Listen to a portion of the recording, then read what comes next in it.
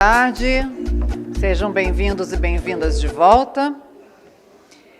E dando continuidade à programação, eu convido, como chair do simpósio satélite da Sanofi, Main Aspects of Production and Quality of Hexavalent Vaccines and Experience of Implementing Acellular Vaccines in Public Programs in Latin America, o professor titular da Faculdade de Ciências Médicas da Santa Casa de São Paulo, José Cássio de Moraes.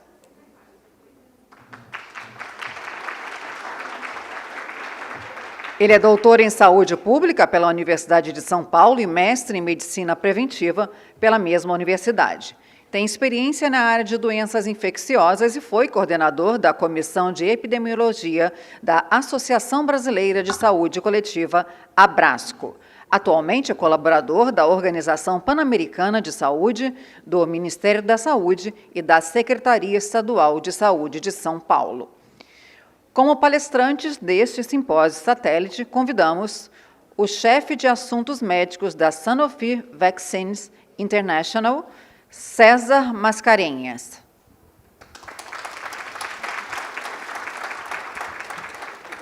Nada. Ele fará a apresentação Main Aspects of Acellular Vaccines, Production and Quality. Ele é médico pediatra com especialização em doenças infecciosas infantis e vacinologia. É professor de pós-graduação da Universidade Nacional Autônoma do México. Possui mais de 20 anos em programas de saúde pública e imunização, trabalhando com autoridades de saúde nacionais e internacionais. E é vice-presidente da Sociedade Latino-Americana de Doenças Infecciosas Pediátricas, Maria Luísa Ávila Agüero, que fará a apresentação online Experience of Acellular Vaccines, Introduction in Public Programs in Latin America. Ela é doutora em pediatria e especialista em doenças infecciosas pela Universidade da Costa Rica. Foi diretora do Comitê de Infecções Nosocomiais e do Comitê de Vigilância Epidemiológica, além de ministra de Saúde da Costa Rica. Já publicou artigos na área de doenças infecciosas pediátricas, recebeu prêmios e foi nomeada uma das 50 mulheres mais influentes da América Central pela Forbes. Atualmente, é presidente do Comitê de Vacinas e membro do Comitê de Arboviroses. E eu passo a palavra a José Cássio de Moraes. Bom, boa tarde a todos. É um prazer estar aqui com vocês para compartilharmos informações a respeito de vacinas e com dois amigos também, o César Mascarenhas e a Maria Luísa, para discutirmos um assunto muito importante, que é a questão da vacina da hexavalente acelular. Por que isso a gente considera isso como importante? Primeiro que cada vez nós sempre buscamos ter quanto maior número de antígenos possíveis dentro de uma vacina. Lá teremos uma vacina heptavalente, octavalente e assim por diante, porque isso reduz o número de aplicações, facilita o acesso da população e permite, então, é um dos fatores que pode melhorar a cobertura vacinal. Segundo, temos que abordar o aspecto também da confiança a respeito dessa vacina, da segurança dessa vacina ao ser aplicada. E ainda um fato bastante importante é que agora foi assinado um termo de cooperação entre Biomanguinhos e a Sanofi para transferência da tecnologia dessa vacina para ser produzida no Brasil. Então, em breve, essa vacina vai ser uma vacina nacional. Então, para nós, que trabalhamos bastante tempo em vacina, esta produção nacional é importante, principalmente no simpósio, onde reúne vários produtores de vacina, né?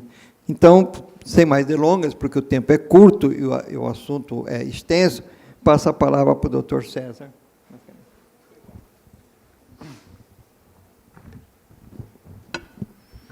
Muito obrigado, Dr. Cássio.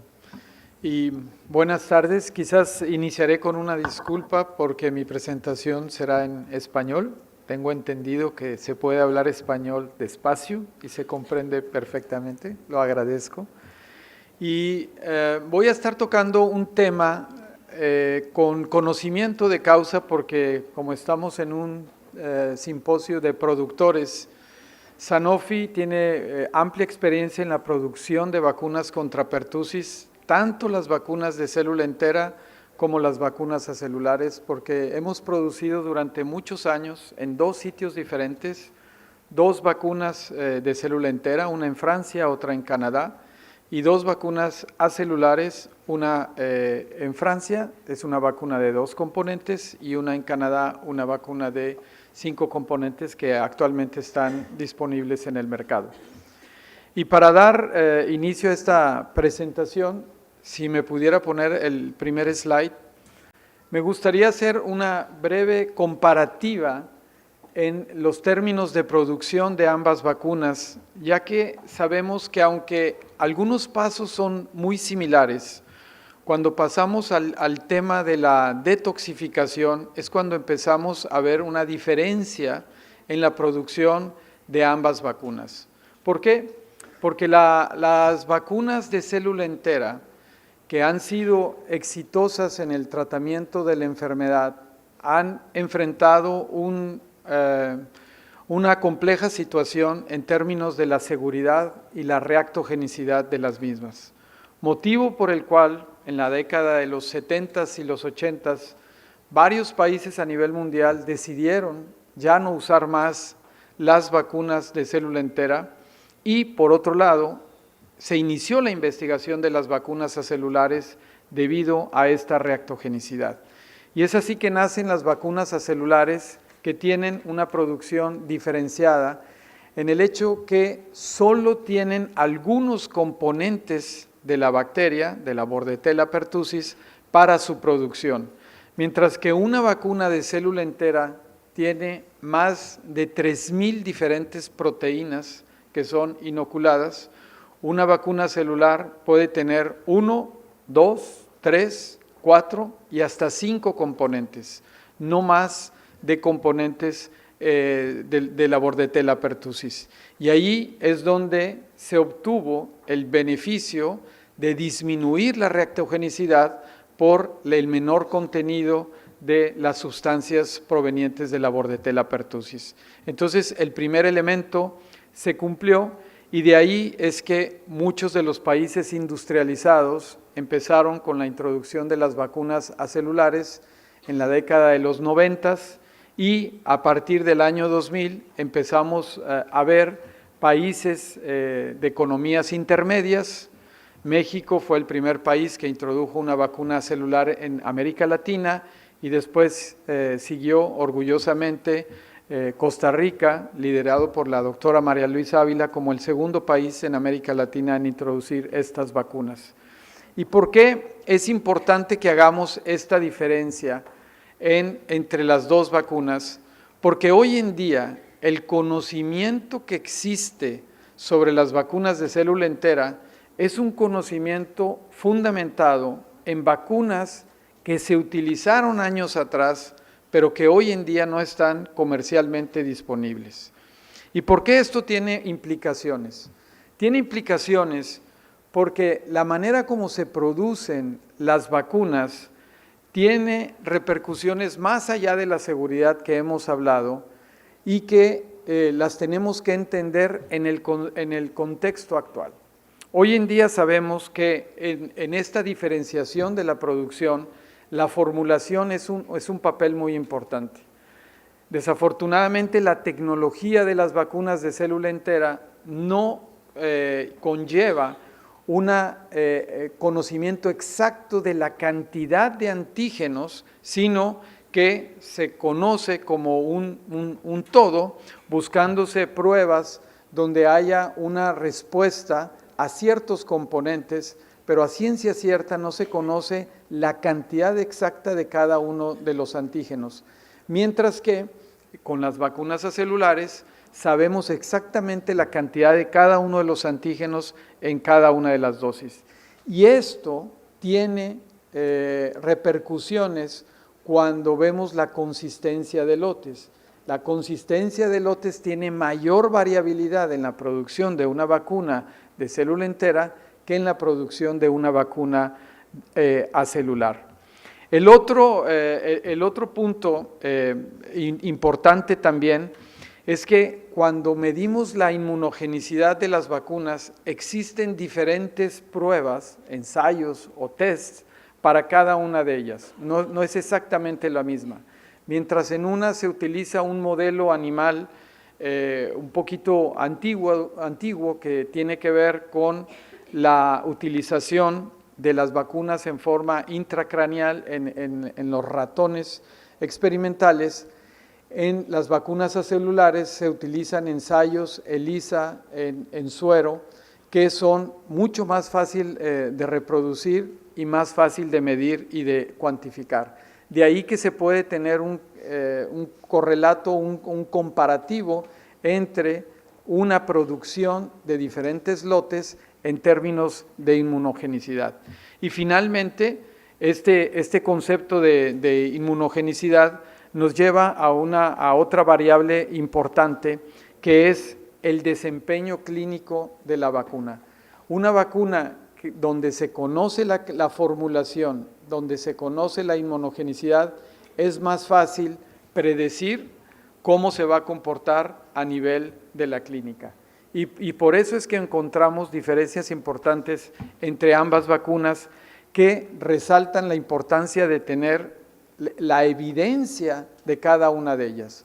Porque el siguiente elemento que encontramos es que según y la Organización Mundial de la Salud reconoce esta posible variabilidad en las vacunas de célula entera, y en la publicación, en el último position paper de la Organización Mundial de la Salud, reconocen que una vacuna de célula entera existente puede ir desde una eficacia de 36% hasta 96%, una variabilidad que es bastante amplia. Y de hecho reconoce también la Organización Mundial de la Salud que el proceso de precalificación tiene sus limitaciones. En otras palabras, el hecho de que una vacuna esté precalificada en un año determinado o en un momento determinado no garantiza que esta vacuna tendrá la misma calidad por el resto del tiempo. Y es por eso que las agencias regulatorias nacionales llevan a cabo un proceso de registro y de pruebas sobre las vacunas que van a ser utilizadas en el país, además de la precalificación. Y algunos ejemplos les pongo en este slide, donde algunas vacunas acelulares que estaban con precalificación, utilizadas en otras partes del mundo, cuando fueron valoradas por la agencia local, no cumplieron con los criterios necesarios para que les fuera otorgado el registro. Yo no estoy diciendo que son vacunas buenas o son vacunas malas, yo solamente estoy diciendo que la evidencia que las respalda es todavía no suficiente para algunas agencias regulatorias como Anvisa o como el Instituto de Salud Pública de Chile, que tuvieron a bien no registrar vacunas que no cumplían con los criterios necesarios con respecto a esta calidad de la que hemos hablado o a esta variabilidad que puede existir en las vacunas de célula entera.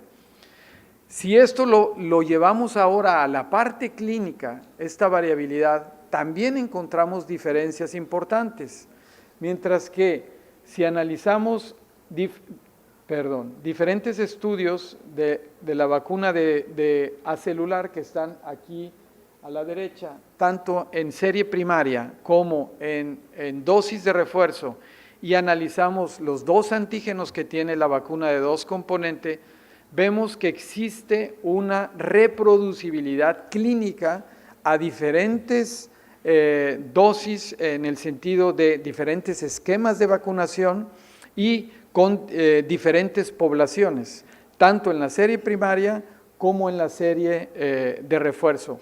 Mientras que vacunas de célula entera probadas en diferentes países con los mismos esquemas de vacunación pueden tener una variabilidad tan importante que va como un estudio que demostró que una vacuna pentavalente del Serum Institute a los 7 meses de edad, esto es un mes después de la serie primaria, el 96% de los niños, de los sujetos, habían obtenido los niveles de seroprotección, que sabemos que no existe un correlato de seroprotección para pertussis, pero por lo menos habían alcanzado un límite de inmunogenicidad que para ellos era el límite superior.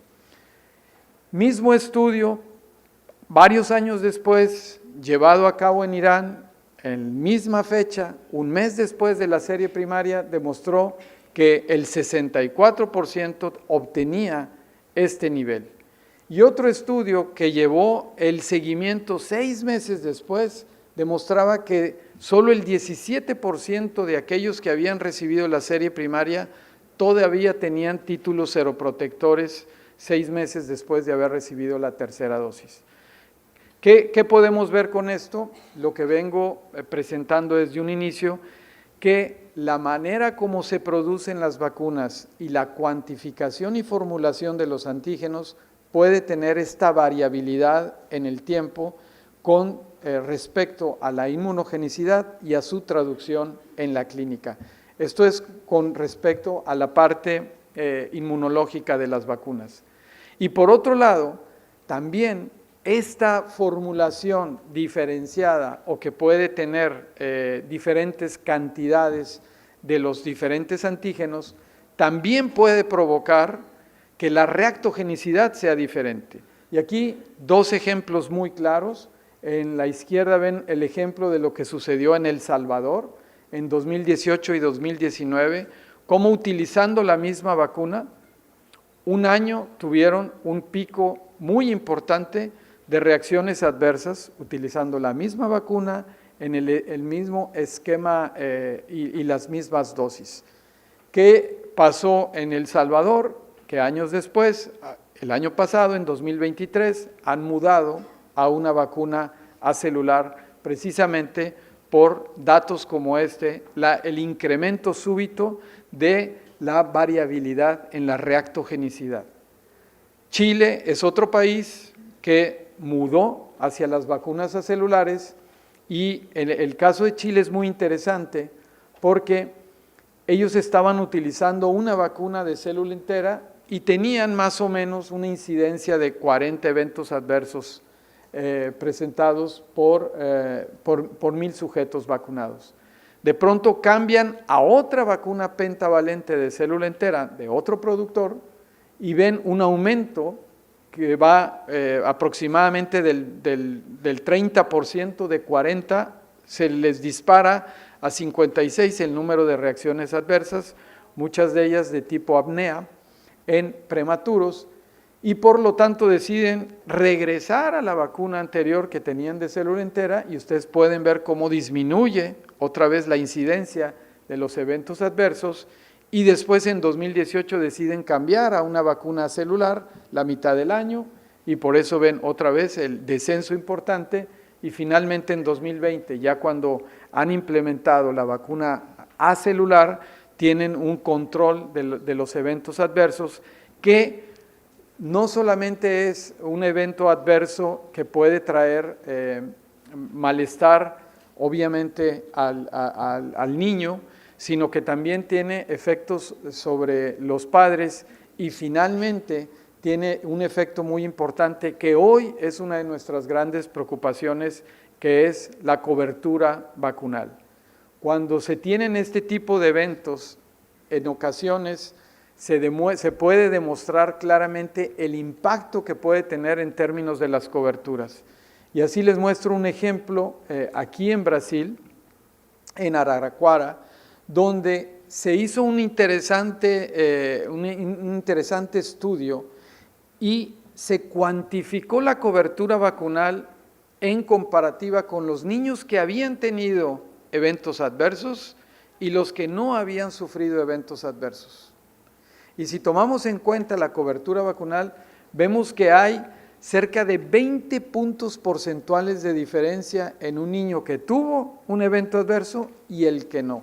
En otras palabras, los eventos adversos juegan un papel importante en la salud pública y pueden tener un efecto en las coberturas que hoy, en la era post-COVID, si bien es cierto que hemos empezado a recuperar las coberturas de vacunación, todavía no estamos a los niveles que estábamos pre-COVID y hoy tenemos que hacer un esfuerzo al respecto.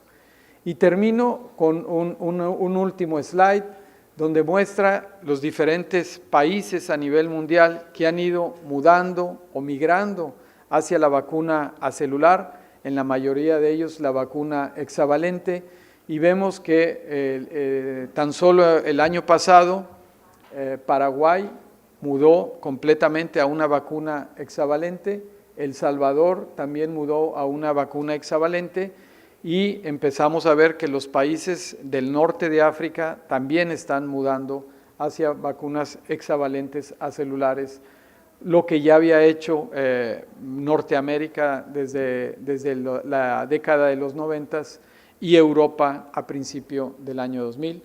La pregunta sería, y quizás es una pregunta para la doctora María Luisa Ávila, ¿cuándo es que vamos a ver al resto de los países de América Latina mudar hacia una opción más segura que proteja contra la enfermedad y que nos ayude a aumentar las coberturas vacunales? Muchas gracias.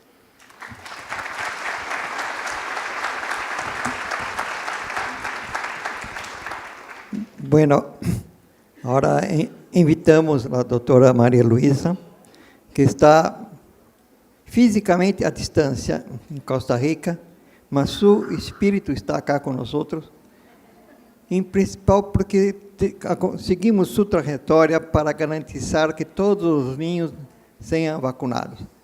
Este é um trabalho duro, mas é um trabalho que todos temos orgulho de participar. Com você, María Luisa. Primero, agradecer enormemente la invitación a este importante simposio. Créanme que me agradaría enormemente estar no solo en espíritu, sino presencial en Brasil, un país que me encanta, y poder saludar a tan queridos amigos que estoy segura están por ahí. Yo les voy a hablar en los siguientes 15 minutos de cuál ha sido la experiencia con vacunas acelulares y, bueno, también pentavalente, que es la que usa Costa Rica, en cuanto a los programas de salud pública en América Latina. Mis obvios conflictos de interés para esta presentación, y aunque yo sé que ustedes lo saben, pero nunca está de más recordar la importancia que tiene la inmunización en la niñez. La prevención de la enfermedad es una parte, pero también tiene un beneficio a largo plazo, porque esos niños a los que hoy protegemos son los niños que no se van a enfermar y van a poder crecer como adultos sanos. Y por supuesto, la alta inmunización nos produce la inmunidad colectiva, de tal manera que las vacunas no solo protegen a la persona que las recibe, sino indirectamente a la población vulnerable, sobre todo recién nacidos y pacientes inmunosuprimidos, que en nuestra región han aumentado bastante gracias a mejores técnicas de identificación, de diagnóstico y por supuesto de manejo. Y esto es parte de lo que nosotros tenemos que defender como infectólogos, como pediatras y como vacunólogos. La vacunación sigue siendo muy importante, y en una era donde tiene lamentablemente tantos detractores con voz, nosotros tenemos que ser muy firmes en enfocarnos en estos enormes beneficios que tiene la vacuna. Recientemente, varios de la Sociedad Latinoamericana de Infectología Pediátrica publicamos este artículo. Y este artículo era para emitir una alerta de lo que estaba pasando en la región relacionado con enfermedades prevenibles por vacunación. ¿Qué tipos de riesgo? Bueno, sabemos de las bajas coberturas que lamentablemente vienen desde hace algunos años y que la pandemia las exacerbó. Tenemos difteria en algunos países, tenemos algunos casos aislados de tétano neonatal. Estamos ahora ante una alerta mundial contra el virus del sarampión y una serie más de enfermedades como por ejemplo la tosferina, que si bien es cierto, hemos trabajado bastantes años en este tema, todavía sigue siendo una amenaza, y sigue siendo una amenaza no solamente por coberturas vacunales, por tipos de vacuna, sino también por el comportamiento epidemiológico que esta enfermedad tiene. Así es que tenemos que estar conscientes que en América Latina estamos en un momento álgido, y que ese momento álgido requiere que tomemos acciones para mejorar coberturas y evitar que las proyecciones que se hacen a futuro no se cumplan. Y esto es lo que les comentaba. Vean ustedes, por ejemplo, con relación a las metas para el 2030, donde la idea es alcanzar un 93% de cobertura, y esta es enfocada a la región de las Américas, que si lo comparamos con el resto del mundo no estamos tan mal, pero vean ustedes que en el 2019 teníamos un 84% y en el 2022 un 83%. Esto ha aumentado un poquito en el año 2023, pero todavía no alcanzamos una buena meta. Y sabemos que tenemos que estar por encima del 90%, no solamente en Costa Rica, no solamente en Chile, no solo en Brasil, sino también a nivel mundial. Polio, ¿qué pasa con polio? Sabemos que hay casos en regiones muy apartadas de nuestra región, pero vean lo que está pasando en Latinoamérica y en las Américas en general, donde el poliovirus derivado de la vacuna es el que nos ha venido produciendo brotes. Y mucha gente dice, pero brotes, pero si es un caso, son dos casos. No, no, es que por definición un solo caso de polio, de una enfermedad que encontramos eliminada de la región como poliovirus salvaje, ya tiene que lanzar todas las alertas. Y recientemente, es posible que ustedes ya lo hayan leído, la respuesta a los brotes de poliovirus derivado de la vacuna a nivel mundial ha venido bajando en cuanto a calidad de respuesta. Y esto es, sin lugar a dudas, algo que nosotros como latinoamericanos tenemos que sentir preocupación. Vienen las vacunas acelulares. César ya nos dio una excelente charla al respecto, sobre todo de las hexavalentes, que tienen unas enormes ventajas. Yo simplemente menciono algunas de ellas. Una sola punzada da protección. Cada vez los papás están más preocupados por la cantidad de inyecciones que reciben los niños, y con toda razón. Así es que poder simplificar y mejorar esa aplicación de la vacuna no solamente produce satisfacción en el usuario, sino que aumenta la cobertura. El perfil de seguridad es muy bueno. Lamentablemente, mucha gente confunde reactogenicidad con seguridad. Así es que vacunas que sean menos reactogénicas, que además también tienen un buen perfil de seguridad, van a ser mejor aceptadas. Obviamente hay una alta eficacia estas vacunas y tienen muy buena habilidad para estimular una respuesta inmune robusta, como también ya César nos ha venido mencionando. Y tienen un enorme potencial de reducir la cantidad de enfermedades prevenibles por vacunación en América Latina, que ese debería ser el objeto primordial de trabajo para los siguientes meses y por supuesto los siguientes años. Y un aspecto que nos gusta mucho mencionar, porque vivimos en una región y un mundo lamentablemente muy desigual, con poca equidad, donde los servicios de salud no están llenando la satisfacción de los usuarios. Y tenemos una herramienta tan importante como la vacuna que produce equidad. Un niño vacunado en Brasil es igual que un niño vacunado en Costa Rica. Y si eso no es igualar, y si eso no es equidad, pues díganme ustedes qué otra cosa podría serlo.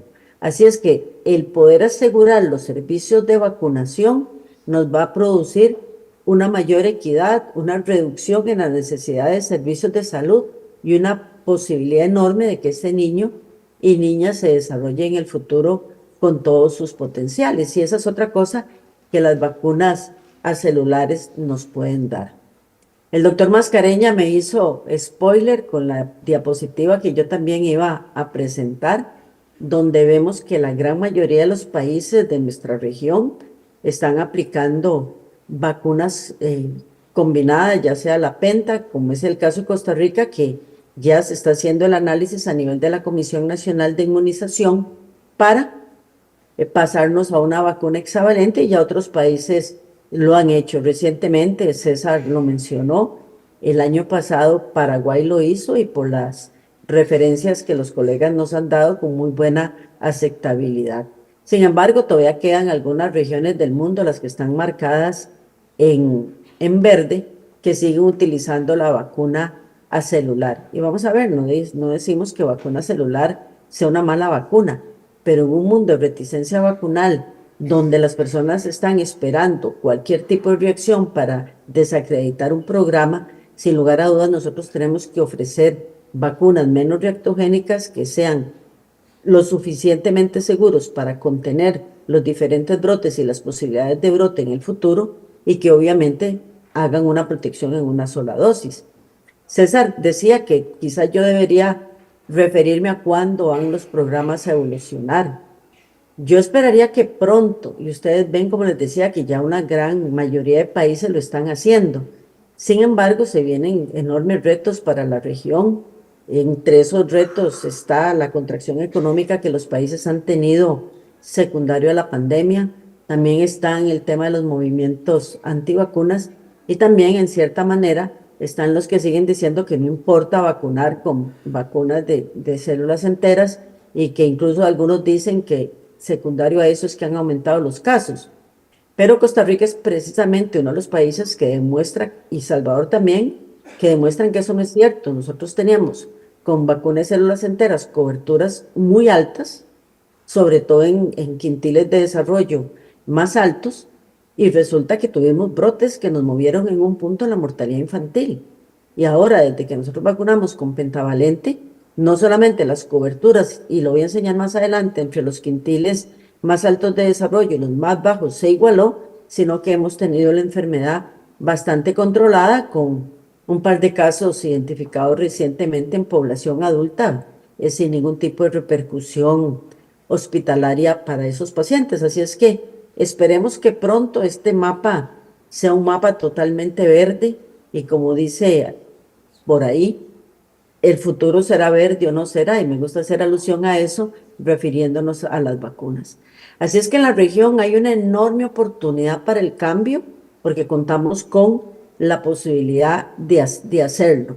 Y precisamente me voy a referir en mis siguientes diapositivas a un estudio de investigación que hicimos colegas de México, el doctor Betancourt de Panamá, la doctora Ana Gabriela Luca, Juan Pablo Torres de Chile, Ruby Trejo y Carlos Espinal de la Florida International University, que fue el que ideó el estudio, y en este caso yo como representante de Costa Rica. Y nuestro objetivo, y ya el artículo ya está escrito, se está mandando a publicar, estamos esperando respuesta de los revisores. El objetivo básico era comparar las estrategias vacunales contra tosferina y su impacto en 4 países de América Latina. Esperamos en el futuro podamos incluir a más países. Y empiezo con el caso de Costa Rica, que yo les decía. Ven ustedes que Costa Rica vacuna desde el año 1950 con DPT. En ese momento 1 y 2 dosis, tuvimos una bajada importante de casos, pero en la década de los 70 se incluye la 4ª y 5ª dosis dentro del esquema nacional y notamos una baja muy importante a finales de la década de los 70 que se mantuvo relativamente estable a lo largo del tiempo. Sin embargo, en la década de los 2000, que mejoramos las técnicas de laboratorio y la vigilancia, empezamos a notar casos. Y eso nos indujo a que introdujéramos en el año 2007 la estrategia Capullo, que era vacunar con TDAP en el posparto inmediato.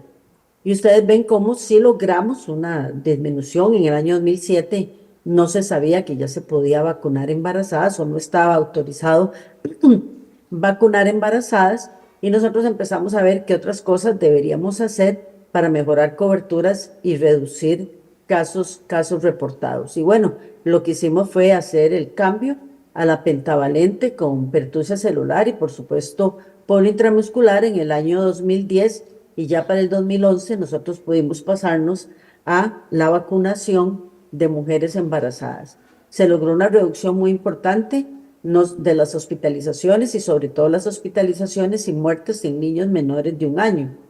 Tosferina lo seguimos reportando, pero ya eran casos en poblaciones que no habían sido vacunadas, y la publicación la hicimos en enero del 2022, donde describimos 50 años de historia del manejo de la tosferina en Costa Rica. Y lo que les mencionaba, ustedes pueden ver acá cuál es la cobertura de la 3ª dosis de EPT, que como saben es un marcador de calidad de los programas desde el año 1980 hacia el año 2022. Y ven como en los últimos años las coberturas nuestras sí superaron el 90%. Había momentos en nuestra historia que tuvimos coberturas menos del 90% y fueron los momentos de mayor riesgo para el país. Y esto es lo que les quería mostrar. Estos son datos que se hicieron independientes de los ministerios de salud y por supuesto los que hemos venido publicando sobre el tema. Y ustedes ven en celeste más claro el 2011 y en azul oscuro el 2018, con respecto a los quintiles de desarrollo. Vean lo mal que estábamos vacunando a los de mayor riesgo y de más bajas posibilidades económicas. No llegábamos ni al 90%. Y por supuesto, gente de otros quintiles de desarrollo, como por ejemplo el cuarto y el quinto, tenían una mejor cobertura porque estaban comprando la vacuna a nivel privado. Entonces, por supuesto que se estaban vacunando. Pero una vez que nosotros hicimos el cambio, vean cómo estos quintiles se fueron igualando y en todos ellos estamos por encima del 95%. Obviamente el cuarto quintil está casi en un 100% y el quinto en un 98%, pero en el de mayor riesgo, el primero y segundo quintil superaron el 95% de cobertura. ¿Qué nos dice esto? Buena aceptación de la vacuna y mamás y papás que si el niño no les hizo reacción en los 2 meses de vida cuando le tocó la primera dosis, van a acudir a la siguiente dosis sin problema. Aquí pueden ver lo que ha pasado con México. César conoce muy bien la epidemiología de su país. México empieza a utilizar la vacuna pentavalente en el año 1999. Posteriormente siguen aumentando coberturas con respecto a la utilización ya de la TDAP, que la introducen a partir del año 2007. Ya México está utilizando una vacuna hexavalente con una publicación reciente muy buena y también es un país que a partir del 2011 empieza a vacunar contra la embarazada. De hecho, ya nosotros, y liderado por la doctora Ángela Gentile, tenemos el artículo de publicación, se presentó en el pasado ICMIS en Costa Rica en el mes pasado.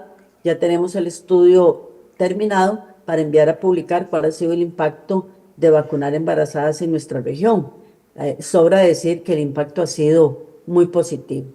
Panamá igual, Panamá empieza a vacunar en el año 2000 con penta, pero penta de células enteras. En el año 2008 vacuna embarazadas y también para el año 2014 introduce ya la vacuna hexavalente. Y ustedes ven como a lo largo del tiempo, cada vez que hacen una intervención, la cantidad de casos empiezan a disminuir. Sabemos que con tosferina cada 4 o 5 años eventualmente podemos tener algún brote de la enfermedad, pero son brotes que no pasan a más precisamente, y por a más me refiero a hospitalización y muerte, precisamente porque hay una población que se encuentra bien vacunada. Y esta es la cobertura de Panamá para el año 2022, con los diferentes esquemas que ellos han venido utilizando, primera, segunda dosis de Hexa, con los booster de la tetravalente y a los 18 meses y a los 4 años. Y ustedes ven cómo también las coberturas de Panamá han venido aumentando. Ahí hay una de 123%, como siempre puede haber algún problema de registro, pero en términos generales, desde que Panamá utiliza la vacuna hexavalente con el componente tosferina acelular, sus coberturas también sobrepasan el 90% y en algunas ocasiones sobrepasan el 95%. Y esto es Chile, la flecha roja arriba es porque está del 2022 hacia el 2080, no al revés. También es un país que a raíz de los cambios que ha venido haciendo, su cobertura ha mejorado, la aceptación de las personas hacia la vacuna también. Hay diferentes estudios, algunos de ellos liderados por el doctor Miguel O'Ryan y el doctor Juan Pablo Torres, que nos han mostrado cómo la aceptación de estas vacunas para la población en general es muy importante y que la pérdida vacunal por falta a la siguiente cita de control no se da con tanta frecuencia como cuando se usaba la vacuna de células enteras. Y ustedes ven acá también la cobertura que tiene Chile durante los años 2018 al 22. Ya Chile también se pasó en el año 2019 a la vacuna hexavalente y ustedes ven que las coberturas de ellos son coberturas muy buenas. De hecho, Chile es uno de los países que junto con Costa Rica, Uruguay y, bueno, Cuba, que da algunos reportes, algunas personas dudan, yo la verdad que no, me parece que pueden ser buenas coberturas, han mantenido cobertura a lo largo del tiempo. Y ustedes ven aquí los casos y la incidencia en Chile del 2007 al 2021, tuvieron un brote relativamente importante entre el año 2010 y el 2013, y ya posteriormente con los ajustes a las coberturas que ellos han venido haciendo y sobre todo a las vacunas que han venido utilizando, esa reducción es muy evidente en la gráfica que les estoy mostrando. Y también esta gráfica me gusta mucho porque mide la incidencia en niños menores de 12 meses, que son esa población en la que nos da miedo que les dé tosferina porque pueden terminar en una unidad de cuidado intensivo. Y vean ustedes qué buenos datos los del 2019, 20 y 2021 comparado con años previos cuando se utilizaban otros tipos de vacunas. Ellos hacen esta diferencia 2015, 2018, 2019, 2021, siendo el punto de inflexión la utilización de vacunas acelulares a partir del año 2019. Bueno, sin lugar a dudas, y esta es también una publicación del año pasado que apareció en Expert Review Vaccine, y son datos post-marketing o post-licencia de la vacuna, donde mostramos que hay una persistencia de anticuerpos a lo largo del tiempo, anticuerpos protectores contra las enfermedades para las cuales la vacuna protege, hepatitis B. Lamentablemente muchos países no están vacunando con hepatitis B, sigue siendo de alto riesgo en nuestra región, con una memoria inmune que sobrepasa los 10 años y una efectividad en el mundo real, datos del mundo real, del 97%. Y de nuevo, un perfil de seguridad muy favorable en los estudios post-marketing. Así es que podemos decir que la inmunogenicidad a largo plazo, que hay efectividad en el mundo real y que el perfil de seguridad es favorable y que esto refuerza el valor de vacunar y en pediatría, como anteriormente yo les comentaba. Nos queda mucho camino por andar en el futuro. La experiencia de las vacunas acelulares introducidas en América Latina se sigue generando y sigue siendo una muy buena información prometedora que nos abre oportunidades y que por supuesto nos permite que los programas de inmunización en pediatría se actualicen, se modernicen y le llegue a la mayor cantidad de gente posible. Estos son mis contactos, solamente me queda darles las gracias por su atención y reiterar mi agradecimiento por la invitación. Que tengan muy buenas tardes.